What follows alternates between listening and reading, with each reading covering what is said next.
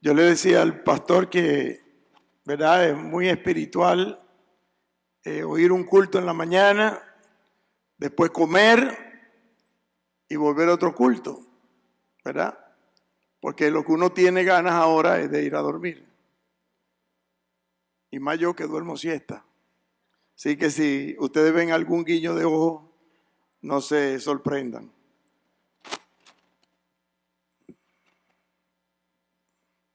Ok, mis hermanos, el pastor me ha pedido un pequeño mensaje para esta hora a la Iglesia Bautista Cristiana y vamos a tener la oportunidad de compartir algo muy importante que tiene que ver con la eclesiología, con esa rama de la teología que nos habla de la iglesia y que nos habla de la manera en que nosotros como creyentes debemos de actuar y debemos de comportarnos.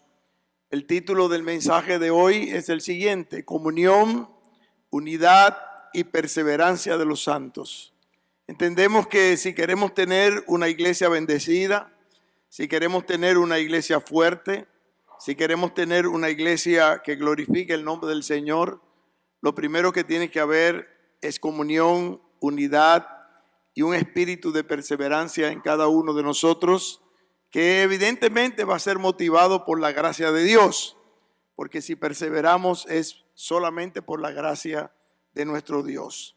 Así que quiero que inclinemos nuestros rostros para que oremos e iniciemos el tiempo de predicación. Padre de la gloria, te alabamos y te bendecimos. Te damos las gracias por la oportunidad que tú nos das de poder reunirnos en esta hora para compartir de tu palabra. Gracias, Padre, por tu bendición. Gracias por cada uno de los hermanos que en esta hora se reúnen acá para compartir este tiempo de tu palabra. Te rogamos, Señor, tu bendición. Te pedimos que tú nos guardes en nuestros corazones y que cada uno, Señor, pueda aquilatar estas enseñanzas de tu palabra para ponerla por obra como tú deseas que lo hagamos. Bendice, Señor, a tu siervo. Te rogamos, Señor, que nos des palabra, que cada palabra sea sazonada con sal y que podamos, conforme a tu voluntad, llegar al corazón de cada uno de aquellos que desea la preservación, la bendición de esta tu iglesia local. Gracias, Padre, en el nombre de Cristo Jesús. Amén y amén. Decimos que uno de los aspectos más importantes para que una iglesia sea bendecida y para que una iglesia permanezca en unidad, precisamente es entender lo que es el deseo de nuestro Dios con respecto a nuestra vida como iglesia, a nuestra vida como comunidad, a nuestra vida como hermanos en Cristo que somos, y ciertamente nos consideramos tal cual el Señor nos considera en su palabra. Y aunque algunos, ¿verdad?, no tienen la fe para creer y para confiar, como dijo el Señor, que las puertas del Hades no prevalecerían contra su iglesia, nosotros sabemos que ciertamente aun cuando la iglesia de Cristo ha sido difamada, ha sido perseguida, ha sido ¿verdad?, pervertida en muchos aspectos por algunos que, llamándose iglesia de Cristo, lo menos que pueden tener, ¿verdad?, es esa calificación. Ciertamente sabemos que en el Señor sí hay protección para su iglesia y sí hay un espíritu que Él desea que todos nosotros, ¿verdad?, perseveremos y adquiramos en nuestra vida cristiana para perseverar esa comunión y esa bendición del Señor. Estamos seguros de que con la ayuda del Señor, solamente con la ayuda del Señor, nosotros podemos lograr esta bendición. Todas las iglesias pasamos por diferentes etapas. Alguna vez un pastor predicaba que la vida de una iglesia es como transcurrir entre valles y montañas. Un día estamos en el valle, otro día estamos subiendo a la montaña, otro día estamos en el pico de la montaña, otro día volvemos a bajar de la montaña y nos encontramos en un valle. Así es la vida de toda iglesia cristiana. Y cada iglesia, de acuerdo a lo que nos enseña la palabra de Dios, tiene su particularidad. Y solamente tenemos que leer el Nuevo Testamento y leer lo que dice la palabra o lo que se escribió a la iglesia de Roma, lo que se escribió a la iglesia de Corinto, lo que se escribió a la iglesia de Éfeso, lo que se escribió a la iglesia, ¿verdad?, de Tesalónica, y así sucesivamente. Vemos cuánta diferencia hay entre cada una de esas congregaciones. Alguien decía que lo que se escribió a los Efesios en 4 capítulos se les tuvo que escribir a los Corintios en 2 epístolas de 14 y 12 capítulos. Entonces es una realidad que cada iglesia tiene su particularidad. Ahora, lo importante es entender qué quiere el Señor de cada iglesia cristiana. Y lo primero que vemos en la palabra es el deseo de Dios de que nosotros tengamos comunión estrecha, que nosotros entendamos el principio de la comunión de los santos y que nosotros luchemos para que esa comunión sea una realidad en cada iglesia cristiana. Si podemos definir en primer lugar lo que es la comunión viene del término griego koinonía, ¿verdad? Que nos hace entender o nos hace darnos cuenta que tener comunión es ciertamente, ¿verdad?, ese deseo, esa demanda del Señor de que nosotros tengamos cosas en común. De hecho, de ahí es donde viene esa expresión. Si usted abre su Biblia en Hechos capítulo 2 y verso 41 hasta el verso 47, encontramos allí lo que ocurre en el momento en el cual el apóstol Pedro predica la palabra por primera vez. Estamos en el tiempo de Pentecostés y vemos allí cuando la palabra nos enseña que al momento de convertirse los primeros cristianos desearon ese tipo de relación que hoy llamamos comunión en Cristo. Dice así que los que recibieron su palabra fueron bautizados y se añadieron aquel día como 3,000 personas y perseveraban en la doctrina de los apóstoles, en la comunión unos con otros, en el partimiento del pan y en las oraciones. Y sobrevino temor a toda persona y muchas maravillas y señales eran hechas y tenían en común, por los apóstoles, todos los que habían creído estaban juntos y tenían en común todas las cosas. Y ahí está el término. Y vendían sus propiedades y sus bienes y los repartían a todos según la necesidad de cada uno. Y perseverando unánimes cada día en el templo, partiendo el pan en las casas, comían juntos con alegría y sencillez de corazón, alabando a Dios y teniendo favor con todo el pueblo. Y el Señor añadía cada día a la iglesia los que habrían de ser salvos. Esta palabra es más amplia aún y se traduce también como compañerismo o como participación. Si abrimos nuestra Biblia ahora en segunda epístola de Pedro, capítulo 1 y verso número 4, se traduce aquí este término como participantes, alguien que participa. Dice, por medio de las cuales nos ha dado preciosas y grandísimas promesas, hablando del Señor, para que por ellas llegaseis a ser participantes de la naturaleza divina, habiendo huido de la corrupción que hay en el mundo a causa de la concupiscencia.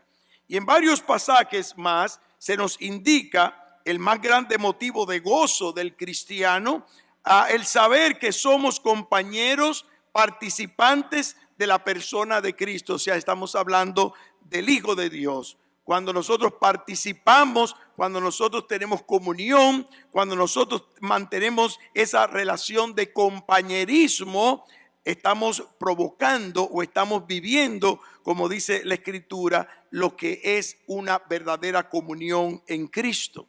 La palabra de Dios nos llama a que cada creyente debe tener una necesidad de comunión.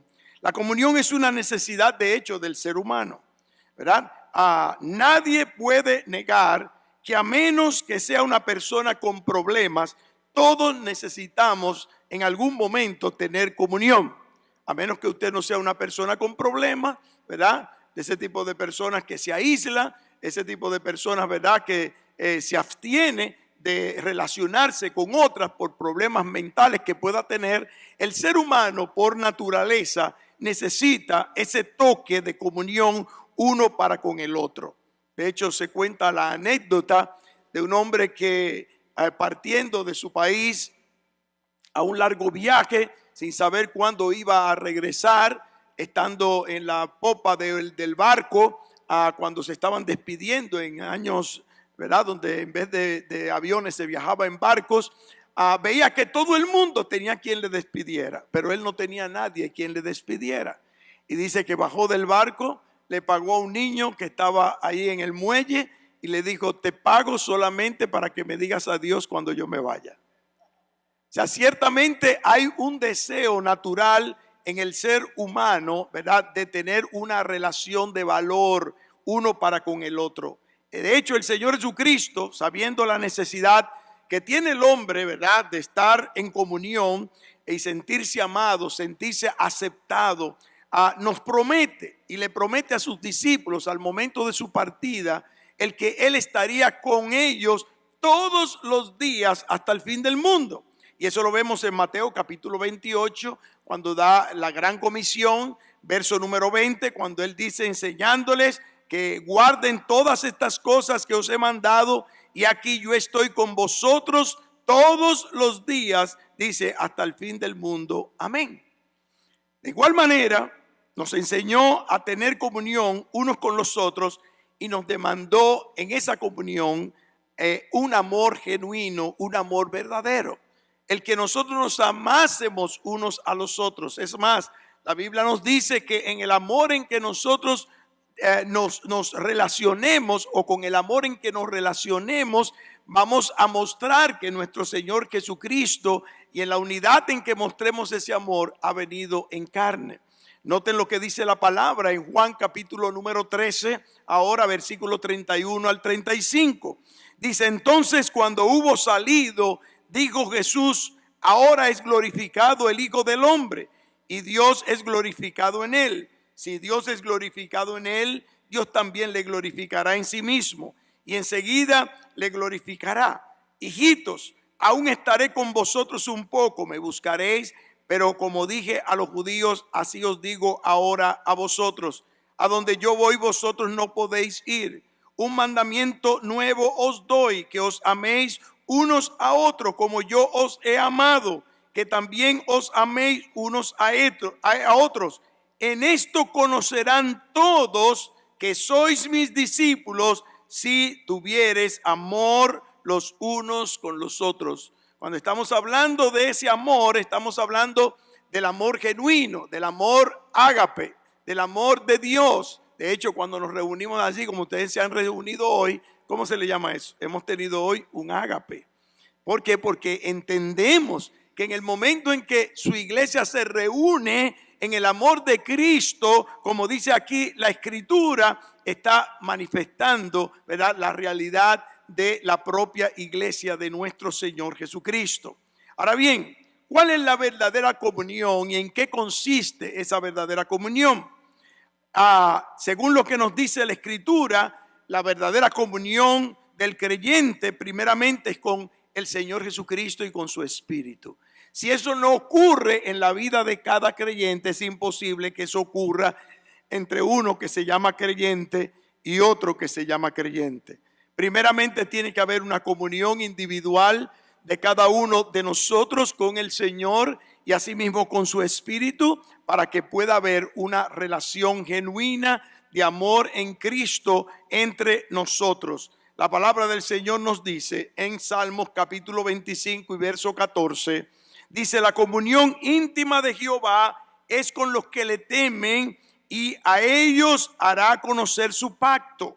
En Proverbios 3:32 también declara la Escritura: porque Jehová abomina al perverso, mas su comunión íntima es con los justos. O sea que la verdadera comunión es evidencia como una necesidad en nosotros, cuando Dios por medio de su Espíritu está llenando nuestra vida cristiana.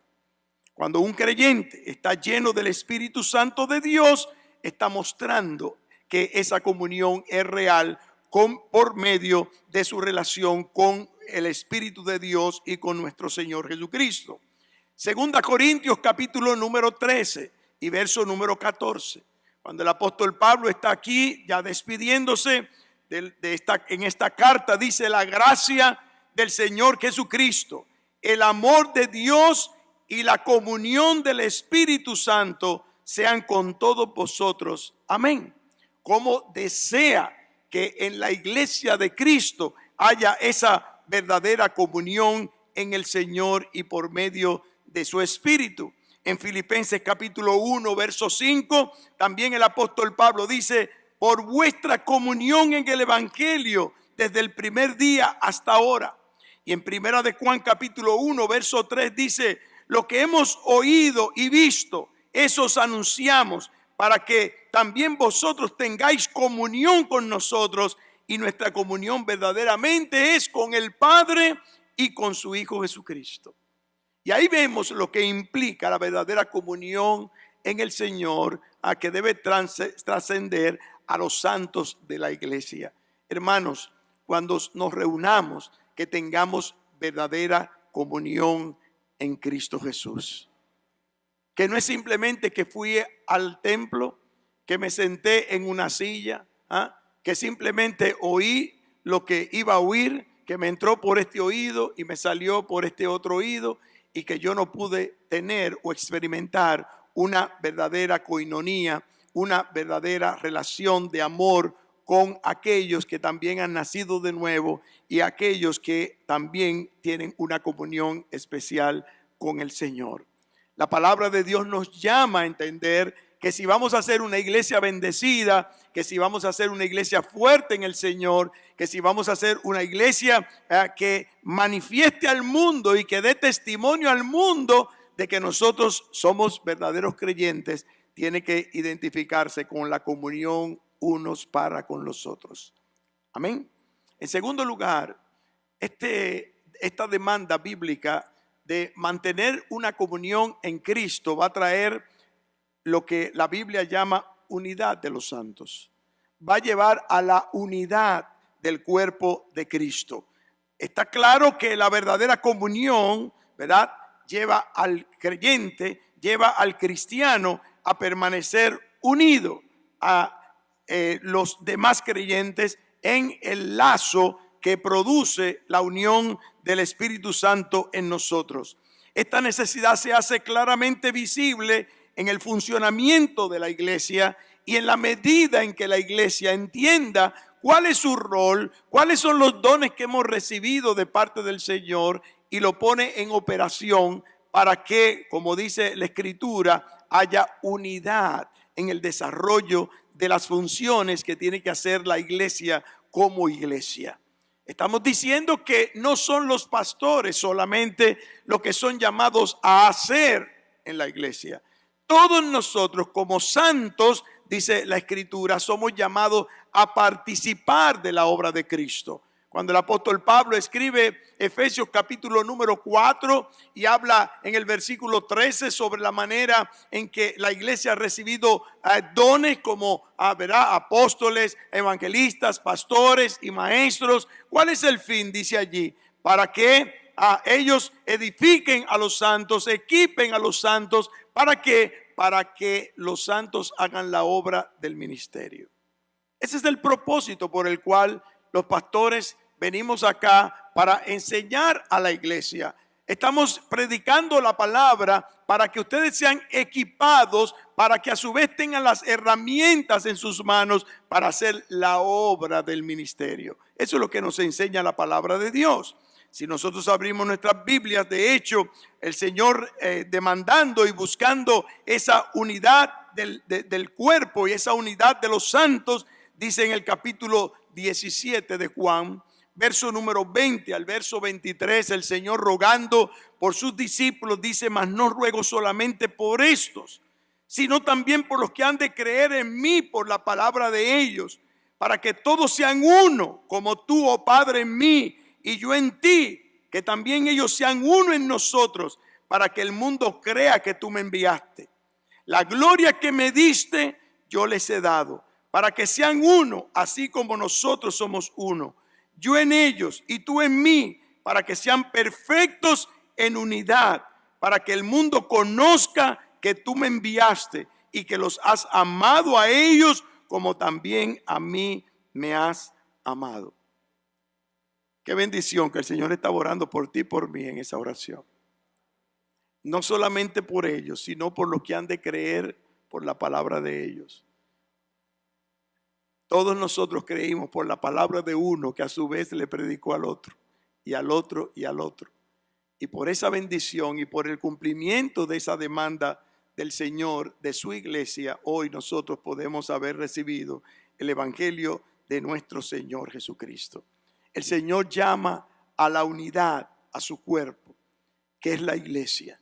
Llama a la unidad en todo el sentido de la palabra y llama precisamente para que nosotros hagamos lo que tenemos que hacer. Si abre su Biblia en Efesios capítulo 4 y versículo número 1, ahora dice la Escritura, la primera manifestación o fruto del cuerpo bien unido es el crecimiento en amor. Yo pues, preso en el Señor, os ruego que andéis como es digno de la vocación con que fuisteis llamados, con toda humildad y mansedumbre, soportándoos con paciencia los unos a los otros, que dice, en amor, solícitos en guardar la unidad del Espíritu, en el vínculo de la paz, un cuerpo y un espíritu, como fuisteis también llamados en una misma esperanza de vuestra vocación. Un Señor, una fe, un bautismo, un Dios y Padre de todos, el cual es sobre todos, por todos y en todos, dice allí la palabra de Dios. Hermanos, estamos recibiendo de parte del Señor una orden específica, puntual, que tiene que llevar a la iglesia de Cristo, no solamente como dice aquí la palabra, a tener humildad y mansedumbre, sino a tener unidad bajo la base de soportarnos unos a otros. Que no es fácil soportar a la hermana fulana. Pues mire, la hermana fulana piensa que es lo mismo para usted. Porque eso es mutuo. Eso es mutuo. Entonces, la palabra del Señor nos llama evidentemente a levantar cualquier tipo de argumento y destruir ese argumento con tal de lograr la unidad del cuerpo de nuestro Señor Jesucristo. Ahí está claramente establecido por la palabra de Dios para que la iglesia pueda ser bendecida, para que la iglesia pueda crecer, para que la iglesia pueda perseverar en el Señor. Ahí mismo en Efesios capítulo 4, acabo de citar ese texto, versículo número 11, ahí está el momento en el cual el Señor constituye, ¿verdad?, a los que han de equipar a la iglesia. Y el propósito, ¿cuál es allí? ¿Para qué? Cada vez que usted ve un par en la Biblia, como dice el doctor Carballosa, párese. Párese, porque le va a hablar de propósito. Párese. Y ahí está claro. Dice, a fin de perfeccionar a los santos, ¿para qué? ¿Para qué los pastores y maestros están perfeccionando o equipando a los santos? ¿Quiénes son los santos? Tú y yo. Tú y tú. Todos los que estamos aquí.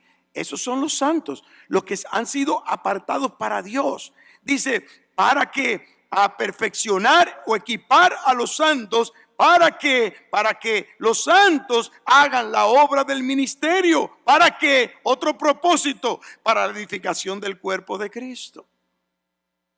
¿Hasta qué? ¿Cuál es el fin? ¿Cuál es el fin? Hasta que todos, dice aquí, lleguemos a la unidad de la fe y del conocimiento del Hijo de Dios, a un varón perfecto, a la estatura, a la medida de la estatura de la plenitud de Cristo. Con un propósito. ¿Para qué vamos a crecer? Para decir, oh mira, ya yo soy como Cristo. No. Ahí está diciendo claramente para qué yo tengo que crecer. Yo tengo que crecer. ¿Para qué? Para yo poder madurar, para que yo deje de ser ese niño fluctuante, como dice aquí la palabra, y me convierta en un cristiano adulto, en un cristiano capaz de ayudar también a otros. Un cristiano independiente en el sentido de que no tengan que estar dándome todavía la lechita espiritual que cada uno recibe cuando recién se convierte, sino que ya yo esté en la capacidad de yo también ayudar a otros. Y es lo que dice el texto. Cuando el texto dice claramente allí, para que no seamos niños fluctuantes, llevados por doquiera de todo viento de doctrina, por estratagemas de hombres, que para engañar emplea con astucia las artimañas del error, siguiendo la verdad en amor, crezcamos en todo en aquel que es la cabeza, esto es Cristo. ¿Por qué la iglesia de Cristo hoy en día está como está? Porque los creyentes no están siendo equipados, y aún los que muchos están siendo equipados, no están tomando en serio la responsabilidad de aprender, de crecer a la estatura de la plenitud de Cristo. Y se mantienen como niños fluctuantes. Usted no ve que aquí en Santo Domingo principalmente surgen iglesias y hay un grupo de personas, una membresía itinerante que pone de moda esa iglesia. ¿Usted se ha dado cuenta de eso? ¿Por qué? Porque una de las señales del hombre inmaduro y del creyente inmaduro es que quiere ver cada día algo nuevo, algo nuevo, algo nuevo, algo nuevo, algo nuevo. ¿Entonces se acuerda el apóstol Pablo cuando estaba allí en el Areópago de Atenas predicando la palabra? ¿Por qué le pusieron atención? Decían los epicúreos y los estoicos, porque estaba hablando de algo nuevo. Y ellos querían saber qué era lo nuevo que tenía el apóstol Pablo, hasta que le habló de la resurrección. Y ahí inmediatamente abandonaron al apóstol Pablo. Y eso es lo que pasa hoy día con la iglesia de Cristo. Y qué decir que nosotros tenemos un evangelio relativamente bendecido aquí en la República Dominicana.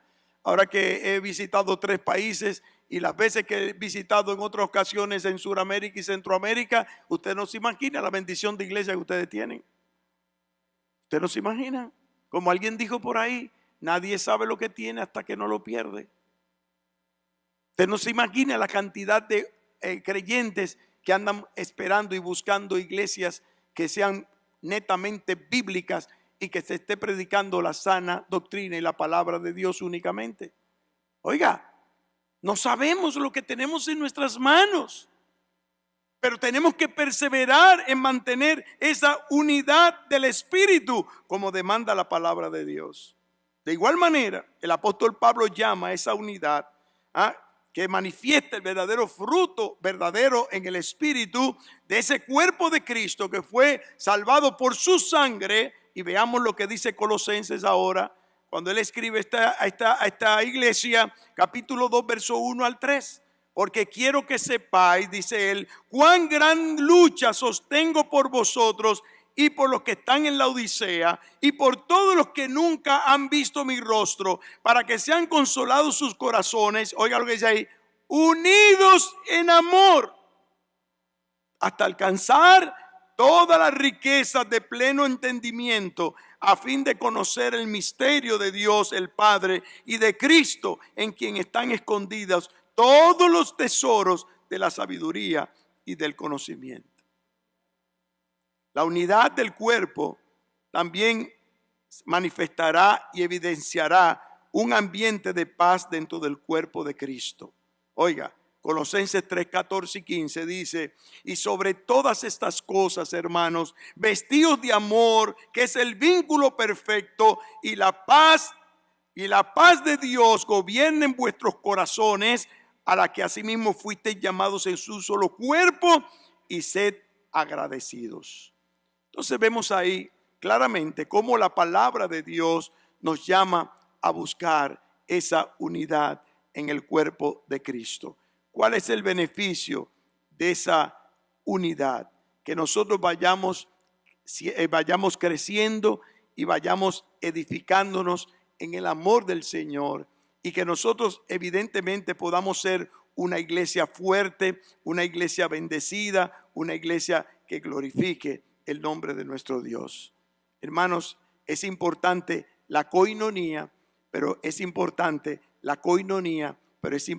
también la unidad en el espíritu de los creyentes. Y en tercer y último lugar, la Biblia nos habla de la perseverancia de los santos. Y aunque sabemos que la perseverancia de los santos no depende de nosotros, sino del Señor, como dice la Escritura, es ciertamente importante que nosotros entendamos que el Señor es fiel para preservarnos en Él. Note lo que dice 2 Timoteo, el apóstol Pablo en el capítulo 2, verso 11, cuando dice: palabra fiel es esta, si somos muertos con Él, también viviremos con Él. Si sufrimos, también reinaremos con Él. Si le negáremos, Él también nos negará. Si fuésemos infieles, Él permanece fiel. Él no puede negarse a sí mismo, dice la palabra del Señor.